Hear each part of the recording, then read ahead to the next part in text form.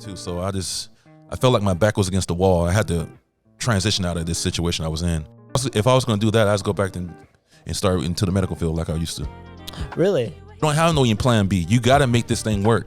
When that stomach's touching, Yeah. you're going to start figuring out shit real soon. Yeah. That's what it is. You're back against the wall. Hey everyone, how's it going? Welcome to another episode of the KDigitals podcast where we dive into artists, their origin, their style, and their process. Joining me today is Courtney Hendo. How you doing today, Courtney? What's up, brother? How you doing, man? I appreciate you having me on your podcast, man. Yeah, it's a fun. pleasure. I've ran into a lot of working here at your studio. Absolutely. And then we finally get to chat. Yeah. So before we dive into it, I usually kick up every podcast by asking the guests to define what kind of artist they are, right? So I might say if they're a photographer, but they actually do 10 different things. Or they might see themselves differently. So how do you define yourself or see yourself? Well, I used to be a photographer. I won't say I'm more of a businessman now. I want to consider myself as an artist, but yeah, I dove in the realm of photography.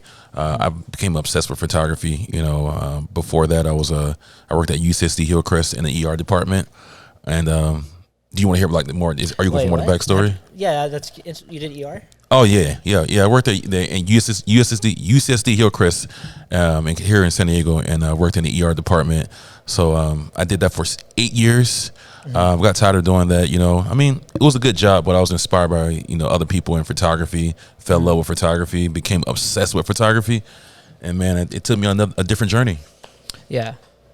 Yeah, that's cool, man. So it's crazy. Was it like you just like photography and that was always there, or was this is a different pace than the ER life? I'm just trying to get out of the ER life. What's so crazy? When I fell in love with photography, I just fell in love with like the iPhone photography from Instagram. So I used to play on my phone and everything like that. Just creating art on the iPhone. Then I was like, damn, they want to do this. So I never could afford the cameras because the cameras were so expensive. Yeah. So like we look at a camera, the camera's like $500. You was like, dang, that's expensive. But I picked up my first camera when I was, start working in the ER because I can afford it. And my first camera was a Canon 70D with a 50 millimeter Sigma lens. And I just started playing around with it, man, and I caught the bug, bro. That was it? Yeah, when I shot that first little shallow depth of field little photo, and it came out like real nasty, I was like, okay, this is something. It like sparked my creative juices it changed my life. I swear, man, it's crazy. Yeah. I mean, we talked a lot before all this, right? Like your story you've done a lot with a camera, right? Right. So how long ago was that? When did you pick up that camera? 2014, 2013 when I first picked up my first camera. But when I started getting really serious in photography, it was like 2016 when I got, started like, fell in love with it, and it's like became an obsession, and the only thing I can think of was photography. That was around 2016. In particular, I fell in love with MMA photography. So, I always loved MMA, but, I've seen some of my friends, they were traveling the world and they were shooting like big fights and, movie stars and shooting, going to actual events and just living like a crazy life, man, like lavish life. And they were free, man. So I was like, man, I want to do this for a living, man. It'll be crazy to be doing, to shoot for a living. Yeah. And, like I said, man, I just got rid of that 70D and I got a 5D Mark III, and it was on from there, bro. So that wasn't that long ago then. No, not at all. So you had that. I mean, we'll talk into that, but you had that big run, and then you're like, okay, I'm gonna go transition out of this and do more business studio stuff. Yeah, because I felt like when I was at in the hospital, it was a good job, had full benefits, making a lot of money, but I felt like I was in jail because I had to go to work from 7P to 7A. Somebody told me what I had to do, when I can leave, when I can't leave, if I had to go use the restroom, I had to check in to go use the restroom. I deal with politics from your job, corporate environment. So there was a lot going on in that, at UCSD Hillcrest. But like I said, it was a cool job. But when you see other people who are actually living their dreams and this, doing what they really want to do for a living, following their passions, and you're free. You're free. So I was inspired by a couple photographers, and then like I said, one good friend of mine is James Law and Eric Williams. Like I'm looking at their Instagram and they're doing like amazing things, bro. Like just like I said, traveling the world free and making a lot of money, living a really lavish life. They seem very happy, so I just wanted to follow their footsteps. So how did you get started? I mean, obviously you got started with the camera, but how did you get your foot in the door? So what I did was another friend of mine, his name is Ryan Local, and what he did was he went to local gyms here, but he was in Miami though, but he went to local MMA gyms and just started shooting the fighters. So I started researching, like I said, I was in MMA, I was already doing MMA anyways, like training, working out. So I had relationships with people who in that industry already. So what I did was, like I said, got the 5D Mark III, and I started going to my local gyms here in San Diego. Went to Victor MMA, Alliance MMA, SDCA, and a lot of people a lot of people told me that I couldn't come in, except for one person. His name is Manolo Hernandez, and he told me I can come in and shoot. So once I went to the gym, I used to go there every day, bro. I swear to you, every day. I went to the gym and I shot the local fighters. Then people start seeing my images. They're like, "Hey, you can come to my gym." You know? Oh, now, yeah. Yeah, now you can go to your gym. Okay, baby, that's how it is. Okay. Yeah. So after like 6 months, people start seeing these images. They're like, "Okay, you can come to my gym. You can come to my event." So they're like the buzz was like spread throughout San Diego. So and it just took off from there. Yeah. Did you grow up in San Diego? Is this like your... No, bro, I'm from Albany, Georgia. But my dad's in the military, so we traveled a lot. So I've been to Japan. We live in North Carolina, you know. So I was a little military brat, traveled everywhere. Yeah. You know? And so the military brought you to San Diego too? Yeah, my dad retired here. Okay. So he came in and he retired in San Diego. And you know, like everybody else, once you reach San Diego, bro, you're not going anywhere else. You know what I mean? It's like, this is paradise. Yeah. You know, I've been around the world, bro, and this is by far one of the best cities I've ever been in my life. For sure. So you want to go back to Georgia? No, I probably would. You know what I mean? There's aspects of Georgia that I love. I love that, you know, you can buy a huge house for a little bit of money. Yeah. You can, you know, I'm all into farming and things like that, you know, growing my own food. So that type of lifestyle you know, it speaks to me. So for sure. Yeah. So then you were in local gyms. When did it finally I know you worked at Fight Voice. How did you get to Fight Voice? No, so Fight Voice, that's Matt. So he was a local journalist here in San Diego that's covering the local scene of MMA. And once again, he seen my images and he needed images for his articles. So he just hired me to shoot, you know, like local stuff. And that kind of gave me a boost, man, because I started shooting like, you know, the boxing scene more than anything.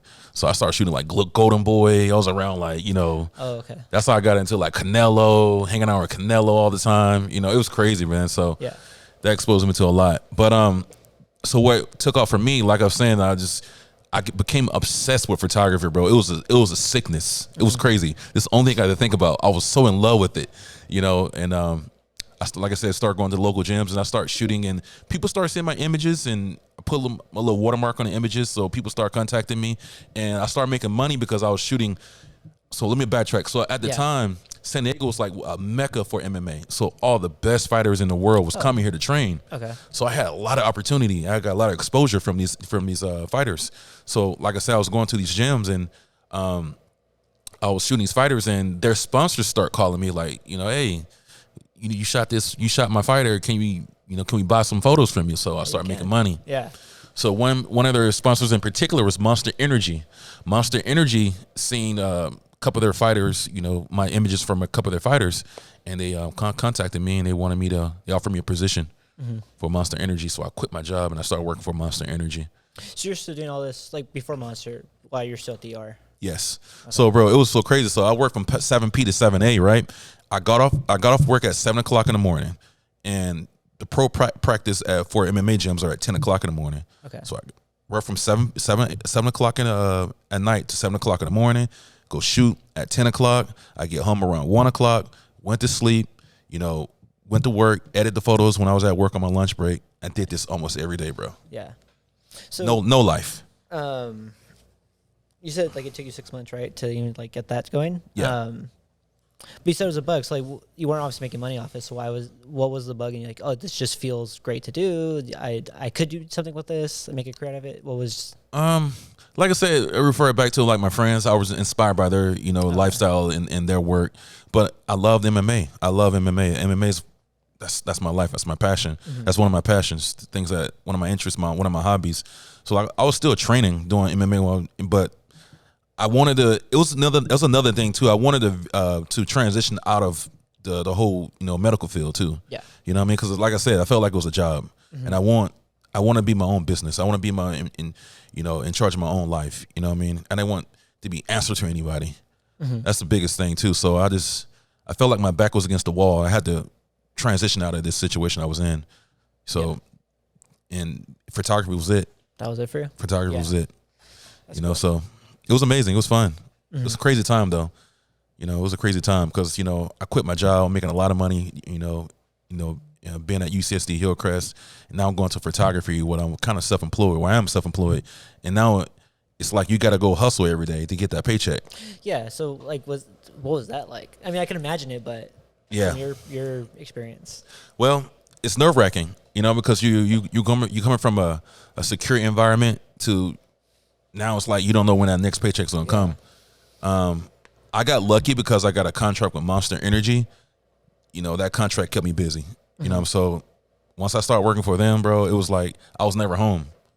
Yeah. You know what I mean? So I had to, my responsibility was to shoot the fights, shoot promotional materials for their fighters. So there's a fight every weekend.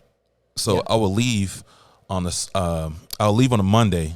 No, I will leave on a Wednesday. So I leave on Wednesdays. I'm gone for the whole week, and I come back on Sunday nights. So Monday and Tuesday is my only time I had off. Yeah. And was it off, or you're just now you're grounded? So I'm gonna go edit. No, I never had to edit, but it wasn't really off because I had to do other things. And between that, between those times, but bro, it was cool for a little bit, man. But after like 4 or 5 years of doing this, burned you out, bro. It was ridiculous. Yeah, it was ridiculous. It's for more of a younger person. I'm 41 years old, so it's more for a younger person. You can't have no life, no social life, traveling every day, living out of a hotel. You're traveling on a across the world, so you're living in airports, delayed flights. Then you're shooting. You're always on the run and gun. Bro, it's crazy. It's unbelievable. So it wasn't a party that's like, I'm doing kind of like the rock star lifestyle right now. Like I'm living. It is. It is. For the first couple of years. Okay. Then after the first couple of years, it becomes redundant because you shoot this. How many times are you going to shoot Conor McGregor? You know what I mean? I'm shooting Conor McGregor every day. You know what I mean? Like, okay, now he's a regular person.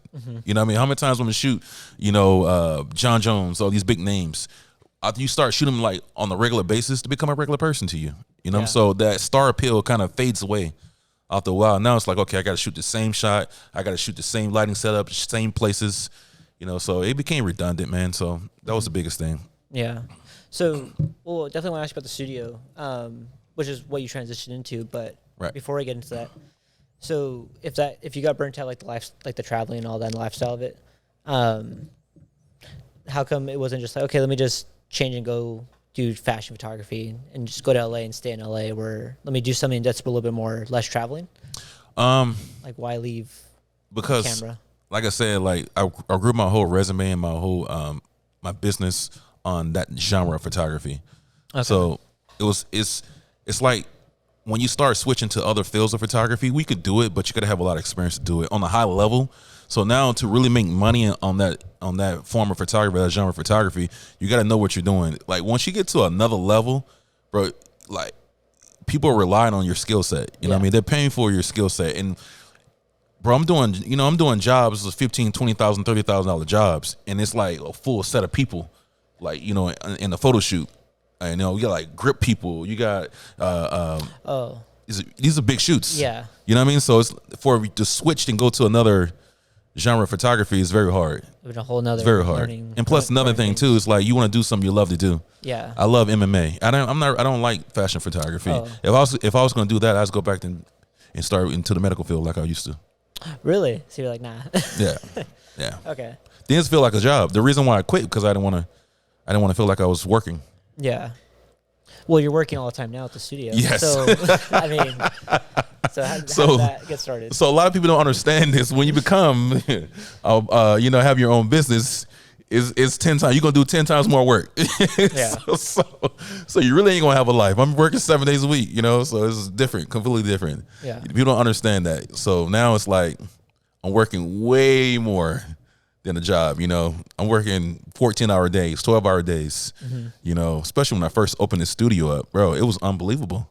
Did you really sleep in the studio? Absolutely, I heard you absolutely. Well, when I left, so I quit Monster.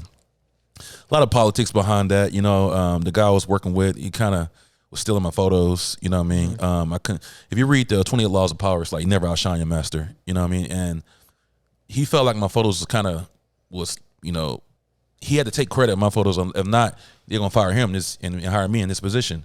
So he was taking my photos, saying that he was taking the photos. Yeah. I let it happen for years because I was getting paid a really decent salary at Monster, and I was grateful for the position I was in.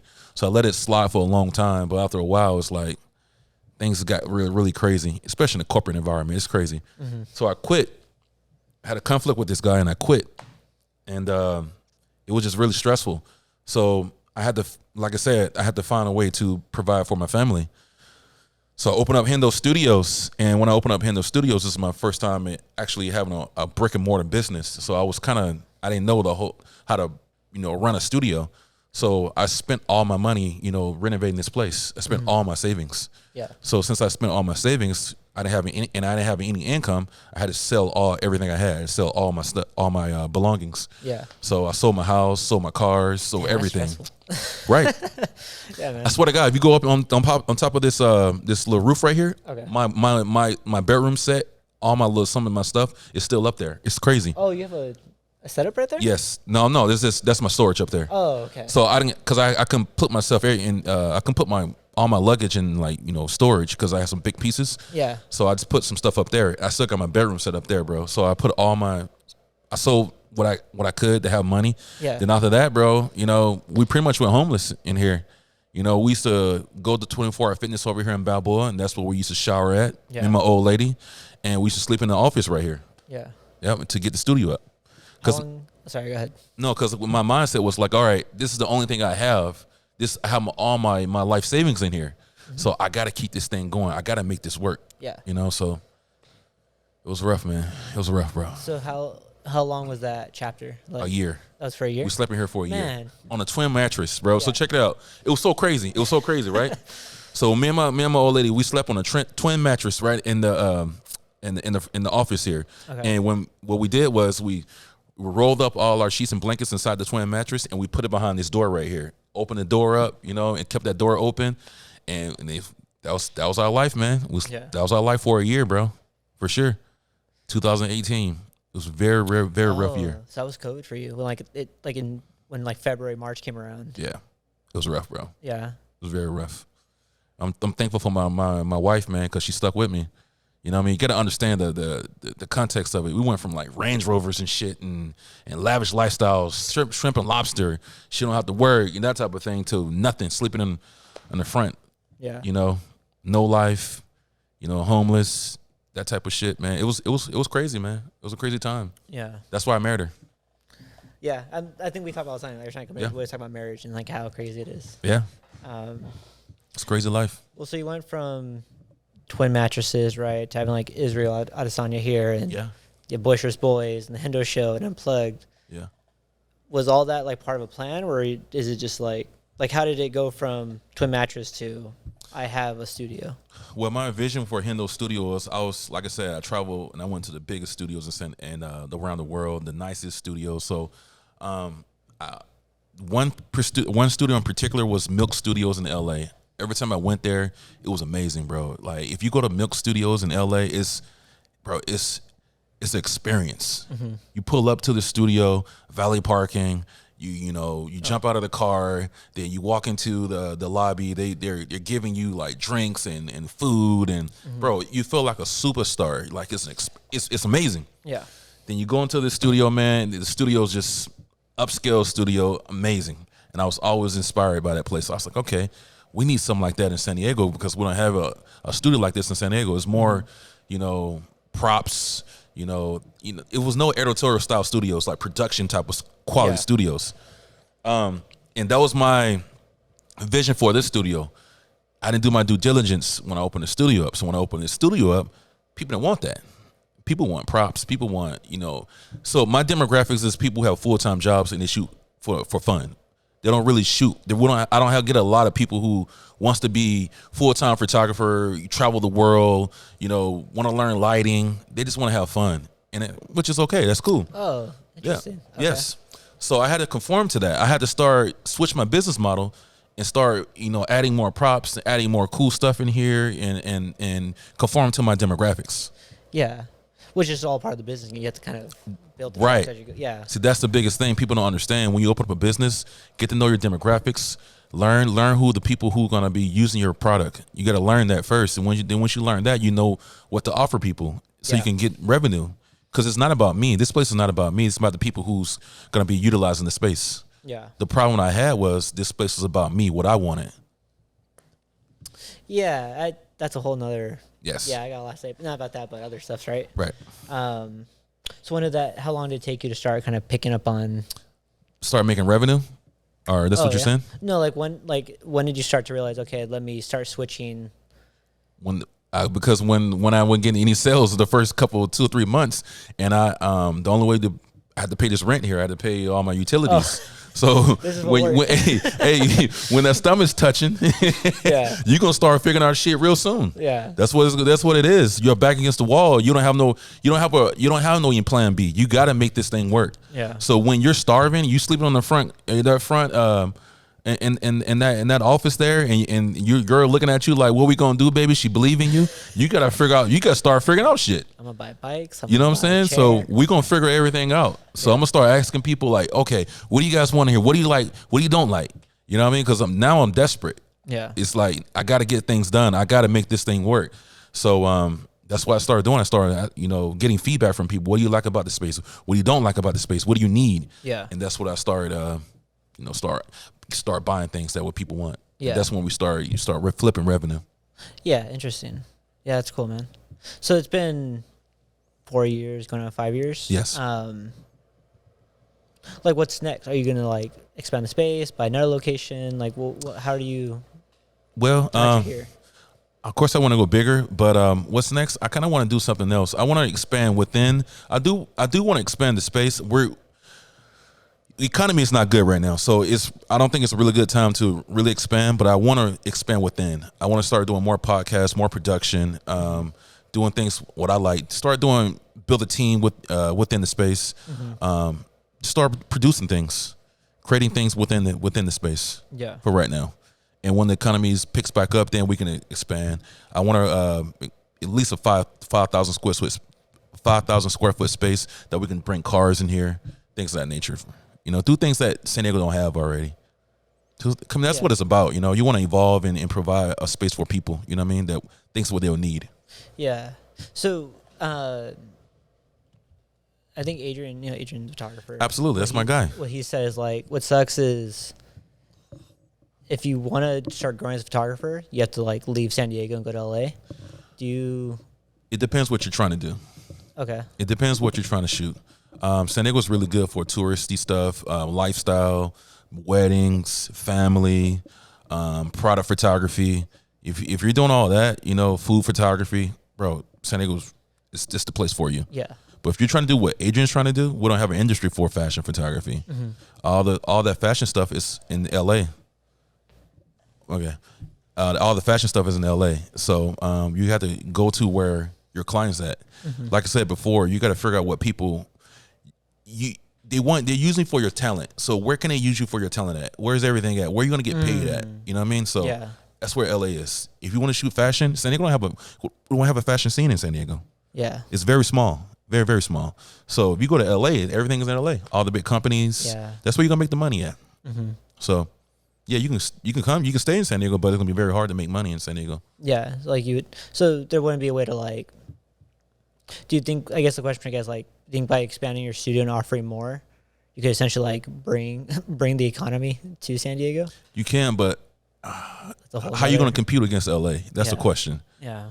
Like, what value do you have that you can possess that can compete against industry that's been running for hundreds of years? Mm-hmm. All the big companies there, all the big corporations are there, and the photographers are completely on a different level. Mm-hmm. Like I was saying, from my business, from my experience, we don't have a lot of people in San Diego who wants to be a full-time photographer and who want to live off photography. We have a lot of people who want to shoot for fun as a hobby. We have a lot of hobbyists. Mm-hmm. That's what we have in San Diego. So that's the demographics of San Diego. LA, it's a different beast because we got people who want to live off photography. They want to shoot for Gucci. They want to shoot for Prada. They want to shoot, those big companies, and that's what those big companies are. They don't have those resources. So what can you do? What can you do? What value can you bring to those people or those big companies to San Diego? Is it impossible? No, but it's going to be a huge task. Yeah, because you got to figure out. Yeah, that makes sense. So then what? I mean, so it sounds like it'd be more like drive. It's like what do you think could be done in San Diego just to improve like the scene here? Like I said, it's about the demographics of people. What do your consumers want? You know what I mean? Yeah. It's not about me. It's what do my consumers want? Yeah. You know, so you got to figure out what the markets are in San Diego. So the market, like I said, the markets are the tourist industry. So lifestyle stuff, a lot of lifestyle brands, a lot of weddings are happening here. You know, so that's where the money's at. That's why you see a lot of people. It's hard to make money in San Diego because you're not shooting the stuff that people are willing to pay money for. Yeah. You know what I mean? Yeah, that makes sense. Yeah, I found like with my portrait photography work, like I knew what I liked, and then I started realizing why people were hiring me. Like, oh, I'll just start doing this more. Right. But then I'm saying, oh, it's getting a little monotonous. I had this conversation like last week. Yeah. Like, okay, maybe I could change it up. But is that a good thing? Is that a bad thing? I don't know. It's not. It's not. Right. I mean, but you got to figure out what you want, and if you want to shoot fashion, it's smarter to go to where the fashion scene is at. Yeah. It's only 2 hours. I mean, you don't have to move to LA, but it's only 2 hours away. But that's where everybody's at. That's where I want to be at. If that's where everybody's at. Yeah. Especially for that industry. But San Diego's not a bad place. I love San Diego, you know, but depends what you want to do. So if you took like the peak of like your photography career and where you are with your business career, do you have like a preference for like, oh, I like business way more, or like, oh, peak of photography when I still liked it, I missed that? I can't compare them because I love photography still. I just love to see you guys do it more than I do it. I feel like I accomplished everything I wanted to do in photography. That was my goals. My goal is to shoot the best in the world in MMA. My goal is to make a lot of money doing it. My goal is to travel the world, like I was inspired by what a lot of my friends were doing, and I done all that. I shot every fighter you can think of. That's you know the best of the best. I've shot them already 20 million times. Yeah, I done made a lot of money in photography. I traveled the world. 3 or 4 times doing photography. Man, I've been around the world everywhere. You know, I done it already. I feel like it's redundant. It's being redundant. My life was redundant, so I wasn't learning. I wasn't growing as an individual. I wasn't growing as an artist. So you know, you got to set newer goals. You know, so if you're not growing, you're not growing as a person. You're stagnant. It's like you're dead. You know, so you got to set bigger and better goals. So now my goals is to grow my business and provide more opportunities for other people. I feel like I have a lot of knowledge in photography, so I want to help out other people as well. You know, that's my thing now. Just give back to the community. Yeah, serve others. What is your new thing again? It's creative culture. Is that what you're saying? Creative culture, yes. Yeah. I want to build a creative culture in San Diego. Yeah. That's my thing right now. So we're pushing that agenda right now. Yeah. If you look at your Instagram, you can tell, like, I think everyone can appreciate you always resharing everyone's work, and you could just see, like, the collage of, like, oh, this is San Diego. Right. That's the thing, though. You got to, in order to, like, I understand business very well. In order to, you know, make money in San Diego, you got to have big companies down here in San Diego to, you know, to build that culture up. When they feel like it's value here in San Diego, then you start seeing companies come down here. Then you when these companies come down here, you will have money. Makeup artists have money. You know, hairstylists will have money. Stylists will have money. Other photographers have money because those companies will give that. They're willing to pay that money for that talent. But if we don't have those big companies who will support that industry, we won't have anything. Yeah. You know, but also another thing too as well is we have to change our mindset as well as photographers. What do we want as a culture? Do we want to shoot for fun or do we want to make money? That's the thing. If we want to shoot for fun, there's nothing wrong with that. And there's nothing wrong with shooting for fun because now I shoot for fun. I don't shoot for money anymore. Yeah. You know, so you got to figure out what you want. So, but let's say Nike came here tomorrow and they were like, okay, we need 20 photographers to shoot a high level fitness campaigns. Do you think we got 20 photographers in San Diego that would shoot that? High level. I mean, I figure we'll say yeah. What I mean by high level is how many photographers do you know right now? The 20 photographers in Senegal right now know how to shoot a full set, like art directors, grips, how to run a full set. Okay. We don't have the experience. So guess what they're gonna do? Go to LA. Thank you, sir. Yeah. Thank you. We had Israel Adesanya here, and they went. He came from New Zealand, and he came here to train. You know what they wanted to do? They wanted to take that big photo shoot. It was for Ink magazine, and they flew people from around the world for this photo shoot. Stylists, everything. It was huge. They didn't want to do that in San Diego because they felt like they didn't have the resources in San Diego. That photo shoot was supposed to be in LA. You know, only reason why they stayed here because the photographer was shooting that. He said, no, don't go to LA. We got a place in San Diego that can do that. Okay, cool. What type of lighting they have? Pro photo. So that's kind of the question. I'm trying to tell y'all, man. Yeah, that was funny when I was here last week or a couple weeks ago. Like, hey, do you have any Godox lighting? And you go like, what? It's nothing wrong with that. It's nothing wrong with that. Yeah. You can use any type of lighting. I mean, I can buy Godox lighting right now, but these big corporations, they want, bro, they had to spend easy 30, 40 grand on that photo shoot. Yeah. Easy. And they know what these names brands are. And that's what they want. That's what they requested. Yeah. Bro, I swear to God, that's what they requested. And all the big photo shoots I've been on, that's how it's been. That's how it's been. But that's one thing I want to say. You don't have to use these, but this is what these big companies want. That's the truth. Yeah, you can have heart all you want, but at some point it's business and they want to It's business. How much can I trust you? Yeah, that makes sense. 100%. For sure. Well, I know I'm nearing time. I have to head out of here. But No, take your time. Take your time. Yeah. So if you've done your creative career, you've done the business, and you see people come here every single day. For someone that's trying to go from like that 60D to 5D Mark III kind of jump in terms of like not necessarily tech but quality and as a creative, what's some advice you could give to them? Like, what is that next step? I won't really worry about the equipment. I'll worry about this learning lighting. I'll learn use what I have first. I won't give a shit if it was just a cell phone. Learn how to shoot the best photos on that cell phone that you possibly can. Figure out like the education behind it. Learn lighting. That's the biggest thing more than anything. Your camera, bro, I swear I can take a Canon T3i and shoot the same photo as that 1DX I have or the R6 I have. I can shoot that same photo. You know what I mean? Only time equipment comes for, if you speaking of Canon, speaking of cameras, only time equipment is useful is when you go from like, if you're shooting sports photography, if you're going from a 5D Mark III, which is 6 frames per second, to a 1DX, which is 20 frames per second. When I first started shooting, I had the 5D Mark III. That was 6 frames per second. You got to understand, if you know photography, this is crazy. If you're shooting sports and you're shooting 6 frames per second, it's like you're shooting somebody who's trying to punch somebody and your camera's going like this. Check, check, check, check, check, check, check, check, check, check, check. That's almost impossible to do.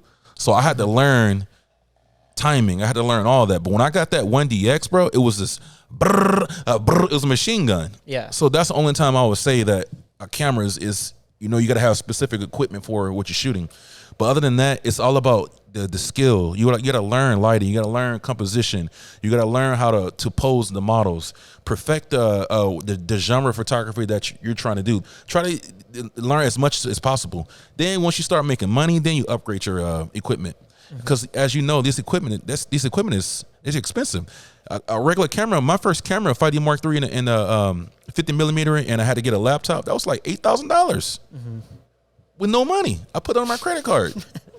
Yeah. You know what I mean? Yeah. So use what you have, learn as much as you can. Try to be around somebody who can teach you, like a mentor or something who can teach you that genre of photography that you're trying to, proceed in. But other than that, don't worry about the equipment until you start making money. Yeah. Because them bills can get real crazy. Yeah. I think I want to ask you, like, I'm trying to go from DSLR to mirrorless. Yes. Even if I just stick within the same brand, I still have to buy the lenses. Yeah, I get an adapter, right? But that's still money. Stay there, bro. Yeah. Stay where you at. Learn how to learn as much as you can with the lighting and other things. Yeah. And once you learn that money's gonna come. The money's gonna come to you. When people start liking your photos and see value in your photos, they'll start paying you. When you start, getting these contracts with other businesses and companies, they'll start paying you. Then when you have that budget for it, learn business. That's the biggest thing. I would say anything. Yeah. Learn business. A lot of people don't know business, especially in photography. You're your own business. You're a businessman now, and you're a creative. Yeah, you're selling the creative. Yeah, that's I think I told you, like, my startup life it burned me out. But now when I transition to photography, I'm like, oh, this is all the same. Just I'm selling photography instead of this. 100%. Right. So I have that foundation. But when I It's work a with lot. people, you can kind of tell who doesn't have the business mindset or structure, and it's like, oh, 100%. that's going to catch up to you. It's funny. Like, I used to be assistant for one of my good friends. His name is James Law, right? Okay. And I used to be his assistant for a long time because he never paid me, and I used to drive to LA every weekend, big sets, bro, like huge sets, like shut down Venice Beach. And he's doing these huge sets, grips, art directors. And I used to go up there just to learn how he conduct themselves, how he built relationships with the clients, just the flow of everything, lighting techniques. You know what I mean? There's no school for this. You know what I mean? Nobody's going to teach you. So you got to be around that environment to learn this stuff. And once I started learning this stuff, bro, it opened my eyes to I'm telling you, it took me to 0 to 100. Then I learned how to talk to the clients. When I had to do my own photo shoots, I learned lighting techniques. I learned how to build relationships, things of that nature, networking. Yeah. That's what you got to do, man. Surround yourself with the scene, what you're trying to do. Yeah.